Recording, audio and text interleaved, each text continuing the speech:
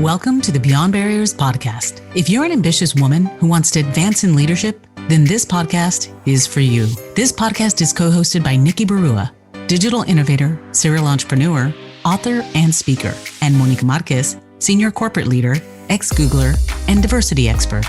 From inspiring stories to cutting-edge strategies, you'll learn how to develop the skill set, mindset, and tool set to get future-ready fast and accelerate your success. Hi, I'm Nikki Barua, your host for today's episode. Do you have a dream that you've been putting off until you've figured out all of the details? Now, what would happen if you simply threw caution to the wind and just took that first step forward? Meet Ellen Bennett, founder and CEO of Hedley and Bennett, who shares why it's important to just get started and figure out the details along the way. In her new book, Dream First, Details Later, Ellen shares her journey and personal playbook for starting before you stop yourself.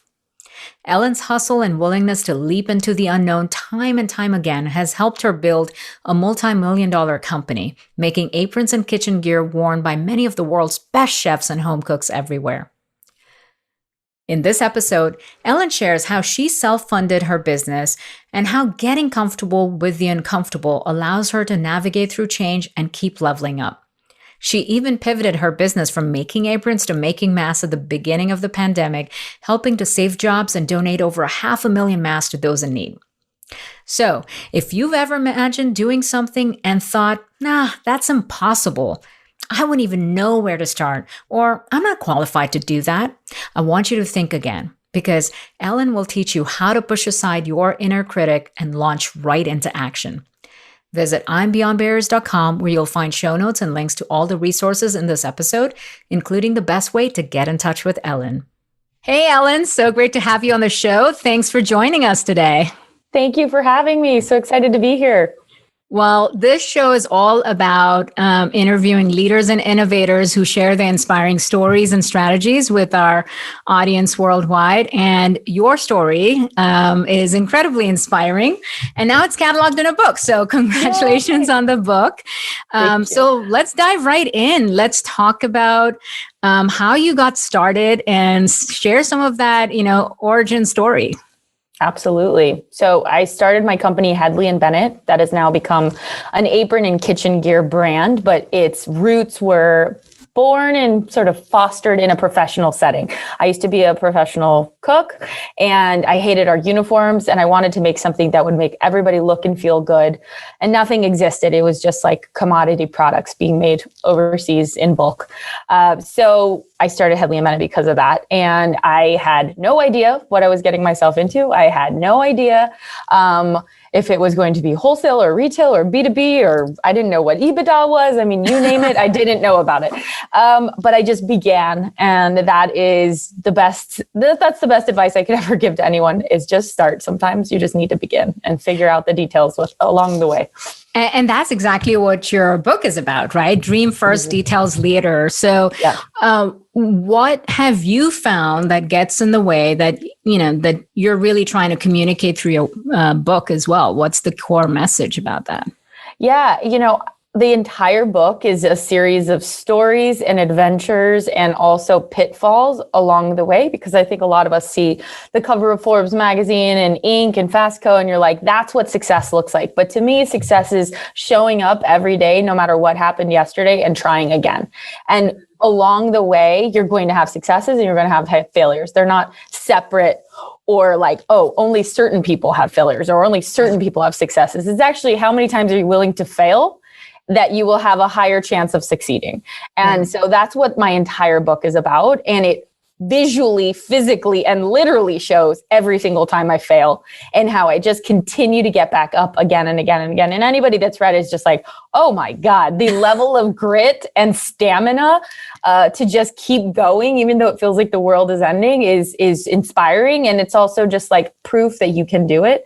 And if I could do this, you absolutely can. So it's the hope is to inspire people to find the attitude of, yes, I can, yes, I will show up, and I will try again and again and again. And that is one of the reasons that, Penguin Random House chose this book. I'm really honored to be surrounded by authors like Seth Godin and Simon Sinek, and they're incredibly acclaimed humans in the world that are doing amazing things. And my story is now standing next to them. And our publisher said it's because of the attitude that this book delivers. It's the attitude that you get by the time you're done reading it of like, oh, it's a decision internally that I can do this, and then I'm going to go do it. So that's what's really special about it. It's also, by the way, 4-color, meaning the entire chapter book has color in it. It's not just a reading book. It's like actually very entertaining and fun to look at while being inspiring and real. I love it. I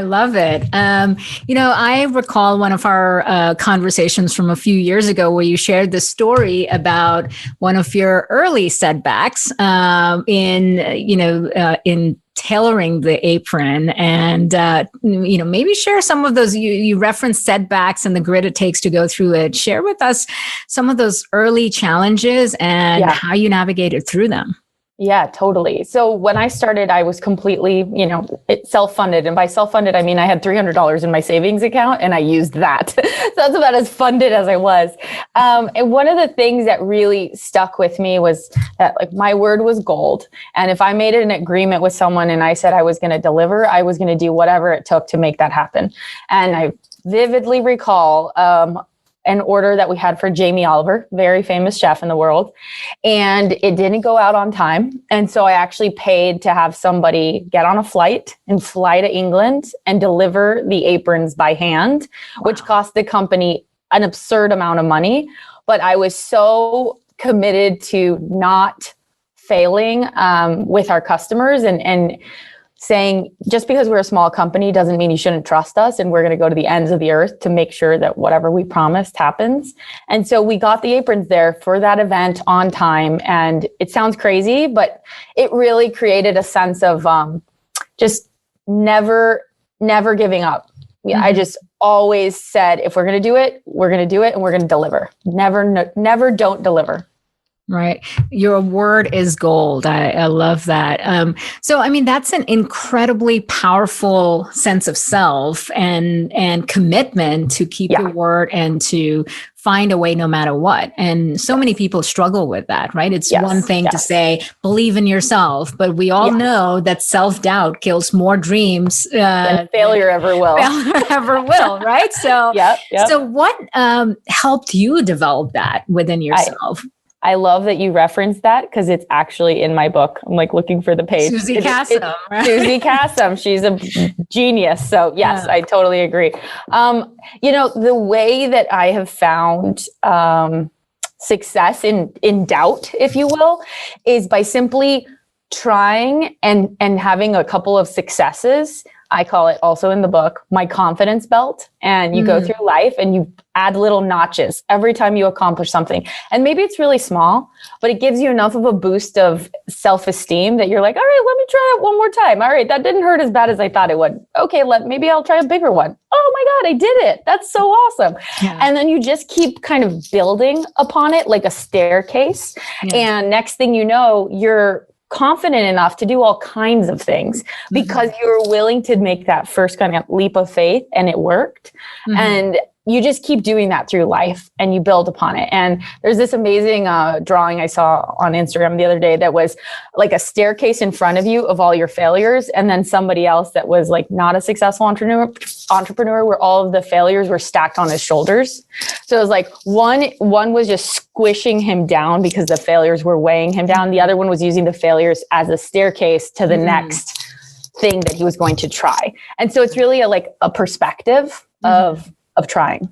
Of obstacles are the opportunity. Exactly. They help you level up. I mean, they're an opportunity for growth or for new perspectives from there. Confidence, as you mentioned, so often is built on evidence of success.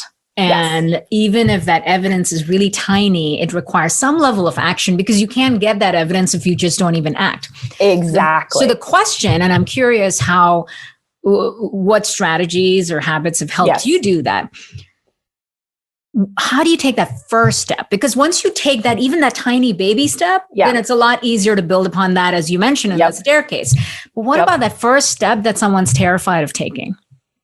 Well, that is where you have to just stop thinking about it and just choose a moment and like put that first step forward. And the way that I have done that is typically there's an opportunity of some sort, and maybe I don't have all the ducks in the row and I don't have all the answers, and I say yes anyway.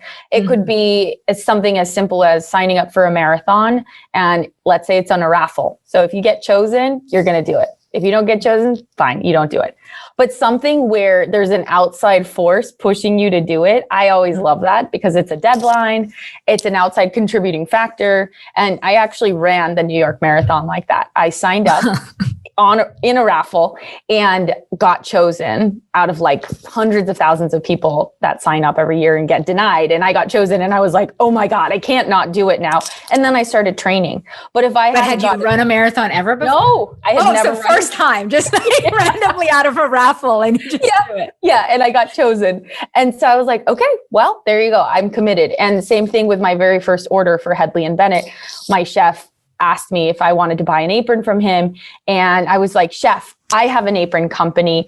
You can't have somebody else make them for you. Like, I'm making aprons now. And I didn't have anything, but I had this opportunity and like life presented to me. And I thought, I can't not do something about it right now. I need to actually say, yes, I can do this because life threw this thing my way. And I think we constantly all have experiences like that, but we're afraid to see them and we're afraid to take that moment and seize the opportunity.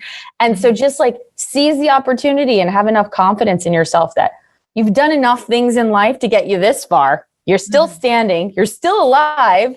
Like, why not try this thing? What's the worst that's going to happen? You're going to fail? Well, then good job that you even tried. That's right. So tell me about a moment, if there ever was one, where you did have to deal with your own self-doubt or fear or limiting belief in some way prior to, this mindset develop, because this mindset also takes a while to develop. It's just like any habit, it gets stronger over time. But take us back to a time when maybe, that muscle wasn't as developed and what helped you. Yeah. Even though I could say I have a lot more of that muscle now than I did before, it still doesn't make it easier. I'm just a lot more comfortable with the uncomfortable now. Right. I'm just willing to experience that feeling a lot more easily than at the beginning when I would be like, oh my God, it didn't work. Why? But if I want to give you an example, there was a time when Hedley and Bennett was experiencing quite a lot of growth and we didn't have the right team members in place. Mm-hmm. And I needed to bring on people that were significantly smarter than me and more able in areas that I was not super, super passionate about, or I didn't understand things like supply chain or ops or, certain parts of performance marketing, et cetera. So I had to kind of get humble and really recognize what were my strengths and what were the things that I wasn't bringing to the table, and then be willing to outsource it and to let go of things that I had been handling from day one and owning and like just had my fingerprints all over it, and letting go of parts of my company that are very much my baby. Mm-hmm. And I had to, when I was interviewing my now chief growth officer, Evan, super brilliant guy. He comes from 7+ years at Bain. He was about to become a partner. And now he was, talking to me about joining my team as like my right hand. And I knew what a huge leap of faith that was for him to do. And then coupled with my own leap of faith in myself to like let go of these things that I had been holding on to for 7+ years. It was very hard, but we both did it with a real honest, kind of forthcoming approach of like, there's things you bring to the table and I bring to the table. And we just have to like, never not be in alignment on it. And you are the science and I am the art, and together we make one. So that's how we thought about it. And it's been one of the most powerful decisions I ever made. And he's been such an asset to our company. And I could have never done it if I didn't take the leap of faith and say, this is the right thing to do, even though it's incredibly uncomfortable to let go of control of like over half my company, because now most people report to him instead of to me. That was a huge step. And yet here I am standing saying it was totally uncomfortable, but it was totally right. And that decision that you made is actually one of the things that often holds entrepreneurs back from scaling their businesses, because they never transition from owning it and doing it all themselves to gaining leverage through other people's talent or bingo and what leverage. Yep. And so you referenced something that a lot of people, both in entrepreneurship as well as in corporate roles, struggle with, which is hiring people better than them. Yeah.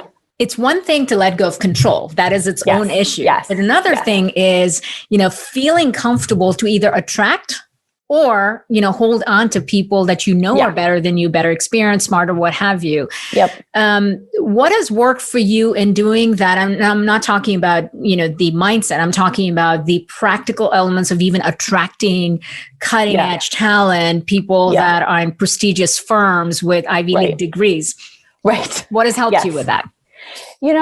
I think that for a minute there, I was like, that seems tough. Like, he's from Stanford. How did you find him? I found him through a recruiter. Okay. But what attracted him to Hedley and Bennett was the color, vibrancy, enthusiasm that I brought to the table, and this unique approach of like having built something out of nothing. And, you can go join PepsiCo or Nabisco and have a great job and stability, but you're not building something. You are a piece of a big machine. And here he had the opportunity to actually like be on the front lines, pick up a shovel and like build the wall with me, build the roof, build the whole structure.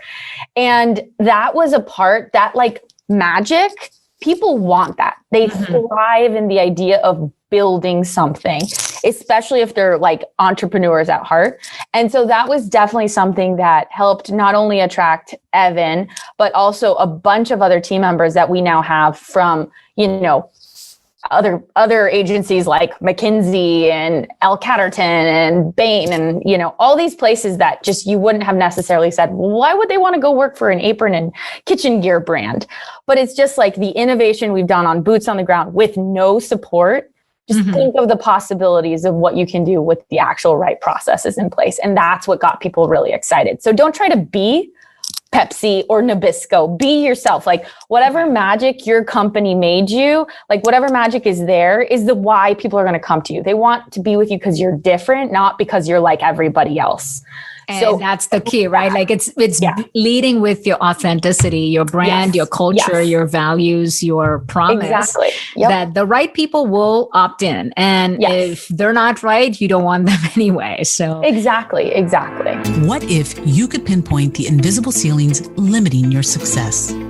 Imagine having clarity on your strengths and barriers so you can take action and gain unstoppable momentum to advance as a future-ready leader. Well, that's exactly what the Beyond Barriers quiz will help you discover. You'll get your personalized score based on the 25 essential elements proven to accelerate success in the digital age, so you can understand what's holding you back and where to focus your efforts. The Beyond Barriers quiz is completely free and takes just a few minutes. Go to iambeyondbarriers.com/quiz and take the quiz today. So, this is, obviously a huge transformation from where you originally started. Right. So I want to go back to some of that early stage when it was just you, not the, big team and fast growth and all of that.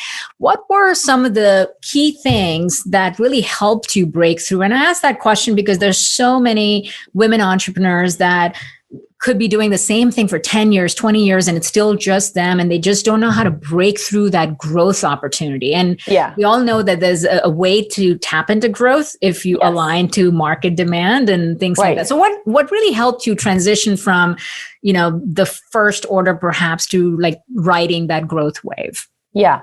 So I think two things. One, growth waves don't always look like this.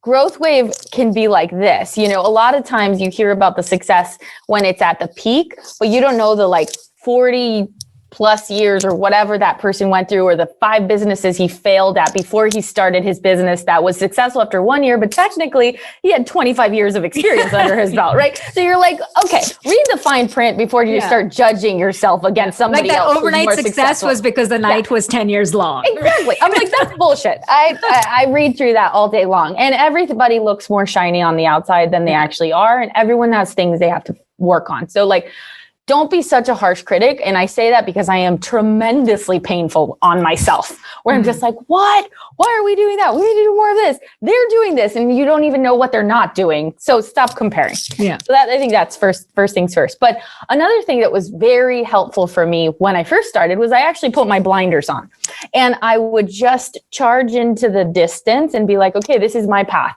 I don't have capital. I don't have investors. I don't have fancy people on my payroll. I just have myself. So what am I going to bring to the table that's special? I'm going to bring me, and I'm going to bring my ability to connect with people. I'm going to bring my great product, and I need to get myself in front of people because that's how they'll believe it's great. So I would show up with like a bag of aprons to the farmer's market, and I would like show it to people, and I'd be like, here, try it on, whatever. And get feedback from them. And it became a friendship before it became a actual transaction. Mm-hmm. And so that was one of the big things that Hedley and Bennett did, was build a community. And then that community became our customers. Mm-hmm. But it wasn't like, hi, come buy something from me first. And then, by the way, I want to be your friends because there's something I can get out of you, which is money. It was really genuinely like, I exist out here and I'm doing this really cool thing and I'm excited about it. I want to show you about it. What do you think about it? Oh, cool. You like it too? Let's be friends. Oh, you want an apron? Totally. Here's where you can get it. And that's just like a different approach. Yeah. You don't feel like you're being like hustled by a used car salesman. Yeah. You feel like, man, I want to support this girl because she's passionate about what she's doing. And she actually has a really great product and a great story. Let's be friends. So that was very helpful. And then the other thing that I always did at the beginning was, and honestly, even to this day, is I never spent more than I made. And that's like old school as hell. But by having enough money in the bank and never spending more than I made, I was able to control my destiny. Mm-hmm. And I wasn't being like, slaughtered by credit card fees and debt and whatever. I was just like, okay, if you need a printer, you better go sell 3 more aprons to go buy that printer. Mm. And it took a longer path to hit what you could call success, but that success was 100% mine. It was nobody else's. The bank didn't own me. Credit cards didn't own me. Like, I owned it. And so I would reinvest every penny back into the company. And with that, little by little, I was able to build a business. Right. Now, that's such a disciplined and focused way and grassroots way to do it. I mean, the community building, in effect, you also have a focus group that's continuously making your product better, but also defining what your brand, what part of your brand and culture resonates, because that's your movement that you're creating. Yep. And that has lasting power that money can't buy. Absolutely. But the fiscal discipline is tremendous as well, because the ability to have delayed gratification can create long-term benefits. How did you personally get by? Because, you mentioned you started with $300 in your bank account, which totally. And this sounds like, several years where you're kind of doing this. Meanwhile, you're operating in a world where there's the whole temptation of, seed stage funding and like $100 million or $1 billion of funding, against that, contrasting against that. How did you stay focused on what was right for you? Honestly, in the time that I was like turtling my way on the highway, just like, but it was always going up, right? I always saw it going up. So I knew it was working. I would see businesses get 20, 30, $40 million of funding, be this raging success, and then die in the time that I was still climbing.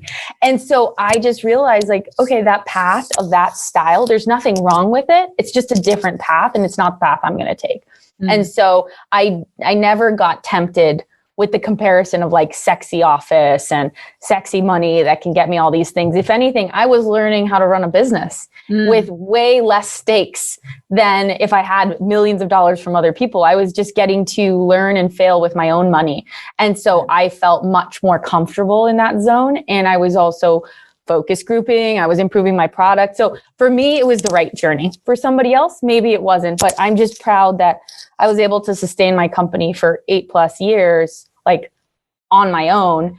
And eventually I did bring on strategic partners like in the last year and a half, but that was to go to a different level, but not financially, really strategically, mentally, structuring a board, doing things like that. And to be able to have gone out to the world and say, okay, I'm going to do this now because I want smarter people around the table. It's a very different position to take than I'm dying and I need money right now. Right. It's a very profitable MBA too. Exactly. Fastest way to learn about EBITDA is be responsible for us. Bingo.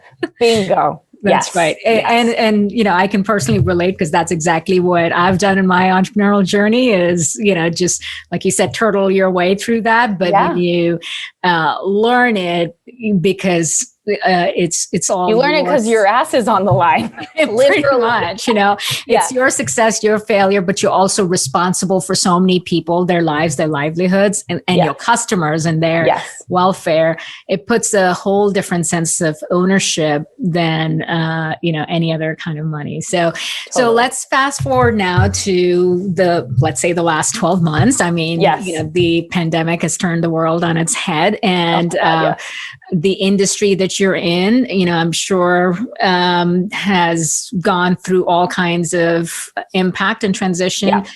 Tell us a little bit about some of the impact, but also how you personally guided your team and navigating through that, and how your company, how your team adapted to that change and what's happened.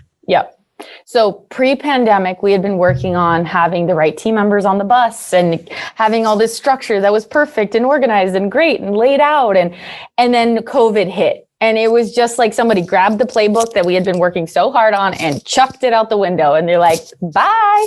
And that was so wild to me because I had spent all this time getting the right people, getting the right infrastructure, this, that, and the other. And I kind of had to kick back into my original days of Hedley and Bennett when it was like me against the world. And I looked around at everything that was happening and I said, we cannot not do something about everything that's happening. We need to contribute to our community, and in the way that I have done so many times throughout the years with my team. And so I decided to pivot overnight. We have a 16,000 square foot factory here in LA, which is where I am right now. And I decided to turn it into a face mask facility overnight. And so they announced the shutdown, they announced the stay home order, and we were going to pack everybody up.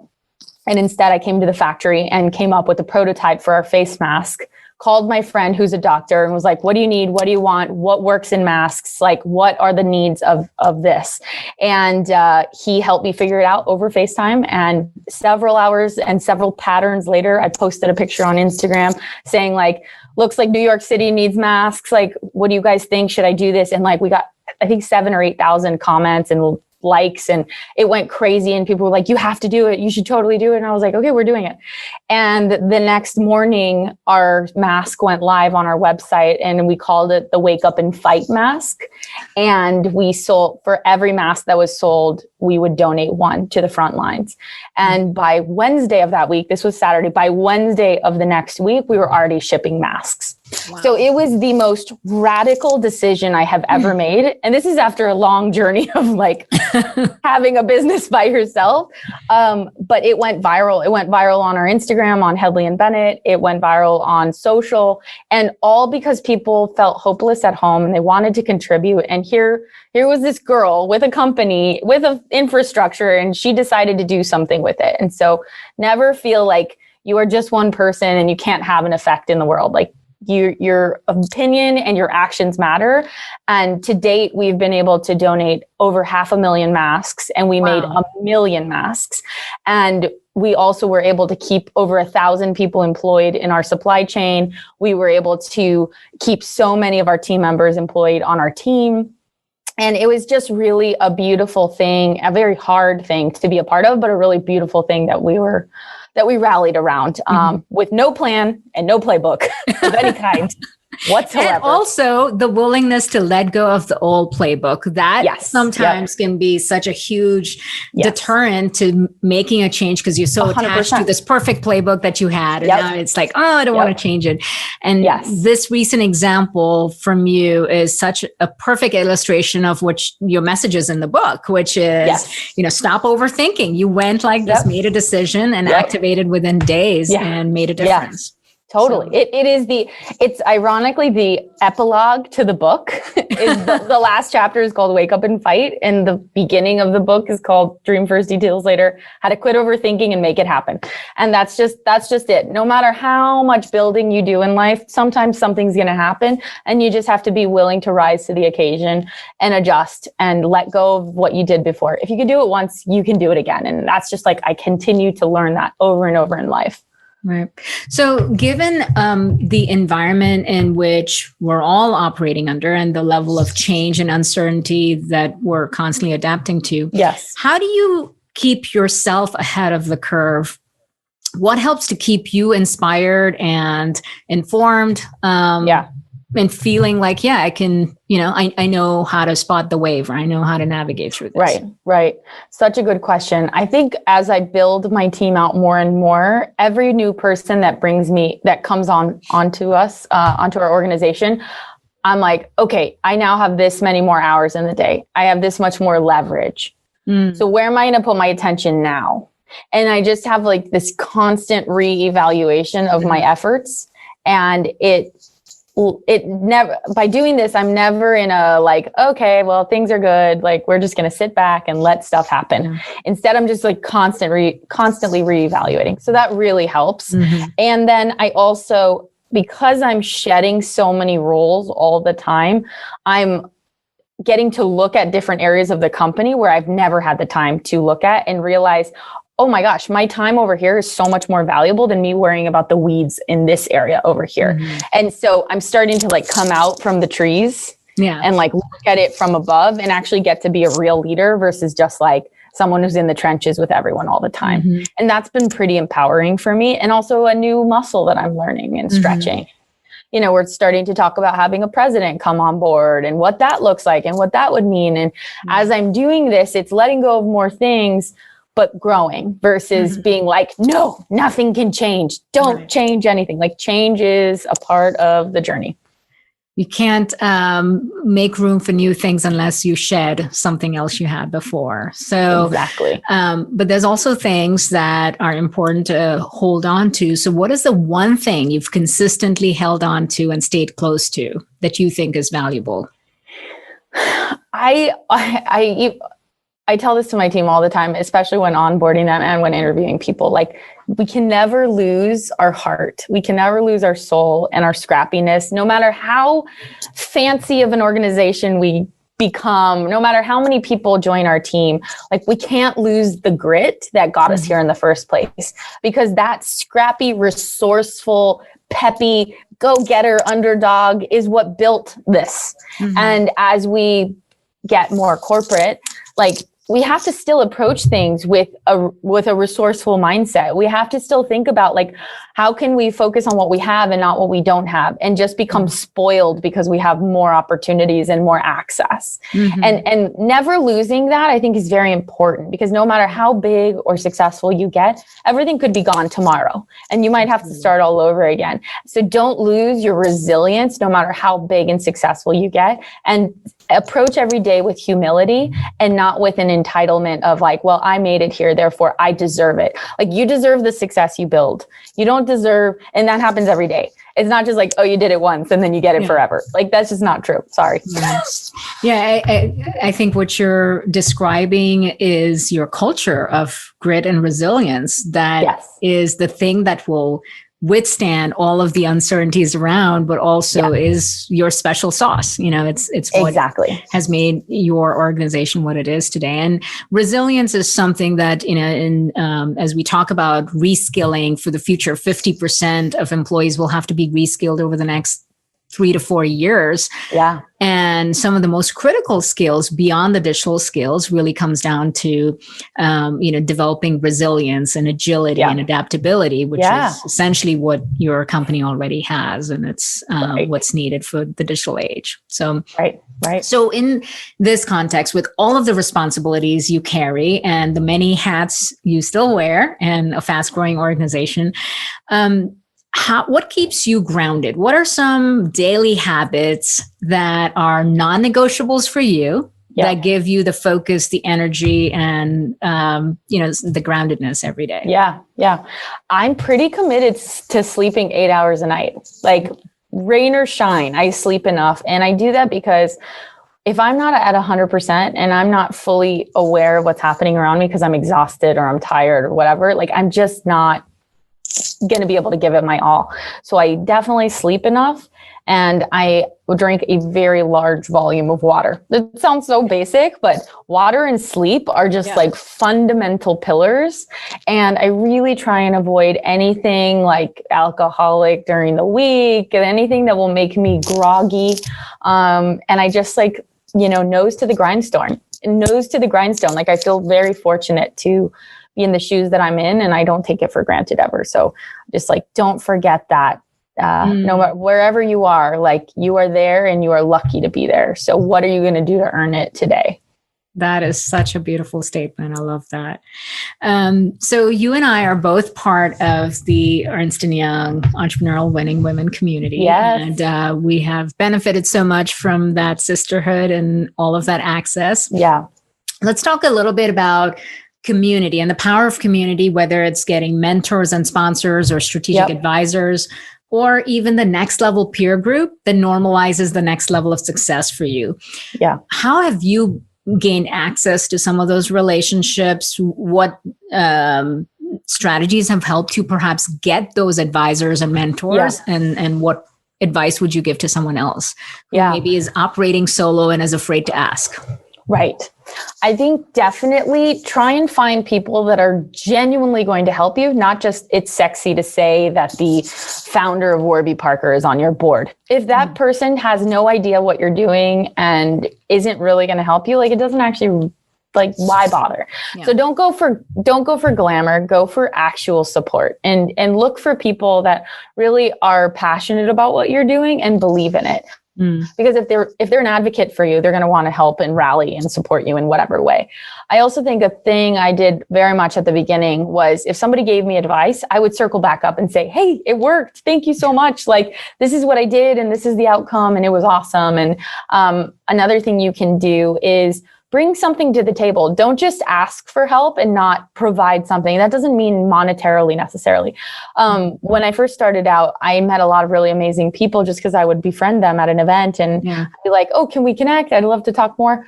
And, I did everything bartering style, which is also in the book. So I'd be like, I'll make dinner for your family. Just look at my books, or I will teach your kids how to cook. And food was my skill, right? It was the thing that I could provide as a resource. And people were totally like, that's awesome. She works at a 2 Michelin star restaurant. Hell yes, I'm going to let her come over and eat dinner. And sure, I'll spend an hour and a half talking to her about patterns or whatever.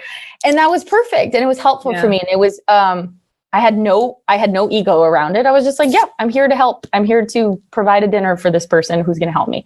And so being willing to help other people with your time and whatever skill you have is a great way to get help from somebody else. Don't just demand it. Nobody owes you anything. They're going to give it to you because they like you and because you have the humility to ask for help. And just remember that. They're going to do it because they like you, not because they have to. I love that. It's such wise words because everyone's got something to offer to the world. And if you come from a place of giving, not of taking, but also not letting your ego get in the way of asking for the help that's needed. Yes. Ellen, you are such a bundle of energy and inspiration. I just love it. It's, your success is truly so well deserved. And I'm excited about the book. And tell our audience where they can find the book, when it's coming out. Tell us, more of those details. We'll also be sharing that on our website with all of the links. But close it out with that. This is the book. Very fun, very colorful. You can get it on pre-order now, which is actually very important for anyone out there. Pre-orders are what shows a bookstore how many books are going to be bought. So they base their orders on that. So please, please, please get it on pre-order. I think it's $27, which by the way is like 5 burgers at In-N-Out. If you can't spend that on your own ability to like leap out the window and make choices in life, like I don't know what. So definitely worth it. It's very colorful. It's very fun. You can get it on anywhere on the internet, pretty much. Barnes and Noble, Amazon, any like local bookstores. Just type in Dream First Details Later, Ellen Bennett on the internet, and Google will take you there. I also just did the audiobook, so you can also get it on Audible, which is awesome and even less expensive. You can also go to our website, hedleyandbennett.com, and we created a whole really fun collection of aprons and masks that go with the book. Yeah, super fun. So you can get 25% off the apron and the masks when you buy the book directly from our website. So definitely go check it out and follow me on @EllenMarieBennett and Hedley and Bennett on Instagram and TikTok. Highly enjoyable TikTok we have. Oh, there you go. Yeah. You know, we're still millennials. So yes, we did get on the TikTok train. I love it. This is so much fun. So everybody be sure to support Ellen and her new book and get all of that wisdom so we can get past all of that self-doubt and start taking action and building our confidence and achieving our dreams. So Ellen, thank you so much for being with us, and good luck to you with everything that's ahead. We'll be rooting for your continued success. Thank you so much. I love this. This was so fun. Thank you for listening to the Beyond Barriers podcast. There are thousands of podcasts out there, and we are so grateful that you've chosen to listen to ours. If you enjoyed the show, please leave us a rating and tell a friend about it. And subscribe to get new episodes every Monday, Wednesday, and Friday. Visit IamBeyondBarriers.com, where you'll find show notes, links, and the best way to connect with our guests. See you next episode.